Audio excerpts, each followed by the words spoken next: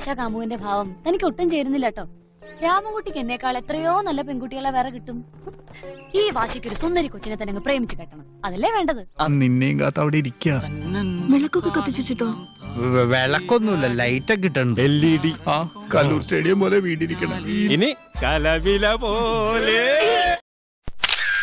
നിനക്ക് എന്നെക്കാട്ടി നല്ല പെൺകുട്ടീനെ കിട്ടും. കിട്ടി, അത് പറയാനാ വന്നത്. അവളുടെ ഒരു വേക്കപ്പ് കാള്.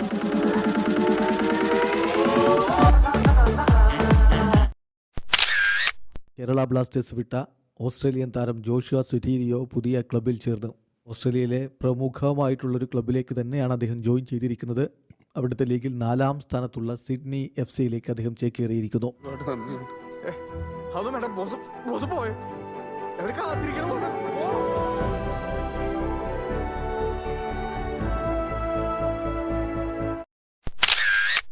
കാത്തിരുന്ന വാർത്ത തന്നെയാണ് ഇപ്പോൾ അത് ഒഫീഷ്യലായിരിക്കുന്നു. ഫ്രഞ്ച് താരം അലക്സാണ്ടർ കോയഫ് കേരള ബ്ലാസ്റ്റേഴ്സ് വിട്ടിരിക്കുന്നു. ഇവളെ വിശ്വസിച്ചേൽപ്പിക്കാൻ വേറെ ആരുമില്ല എനിക്ക്. പിന്നെ കേരള ബ്ലാസ്റ്റേഴ്സ് ഒഫീഷ്യലായിട്ട് പ്രഖ്യാപിക്കുന്നു, പ്രീതം കൊട്ടാൽ ബ്ലാസ്റ്റേഴ്സ് വിട്ടിരിക്കുന്നു. വഴി കിടന്ന് കിട്ടിയതാ.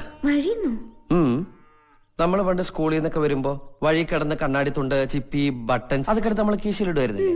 അതുപോലെ വഴി നീട്ടി ഒരു കുന്ത്രാണ്ടാണ്. സമ്പത്തെ ഇവരാരും വരുന്ന കാര്യം നീ പറഞ്ഞില്ലല്ലോ. അടുത്തിനി ആരാണ്? എന്താടാ സമ്പത്തെ, ഓർമ്മയുണ്ടാ? സജി, അത് തന്നെ സജിത്ത്. പ്രീതം കൊട്ടാൽ കേരള ബ്ലാസ്റ്റേഴ്സ് വിട്ടുപോയി ചെന്നൈയിൻ FC-യിലേക്ക് ചേക്കേറി. ഇതാ പകരം മറ്റൊരു സെൻട്രൽ ബാക്ക് വികാസ് ഷിംനാം വരുന്നു. യുവതാരത്തെ കൊണ്ടുവന്നിരിക്കുകയാണ്. ഒരു വെറ്ററൻ താരത്തെ കൊടുത്തു പകരം യുവതാരത്തെ കൊണ്ടുവന്നിരിക്കുന്നു എന്നുള്ളതാണ് ഈ ഡീലിൻ്റെ ഒരു പ്രത്യേകത. എപ്പോഴെങ്കിലും അവൻ സാറിനൊരു ബാധ്യതയായിട്ട് തോന്നുകയാണെങ്കിൽ സാർ മടിക്കരുത്, അവനെ തിരിച്ചയച്ചോളൂ.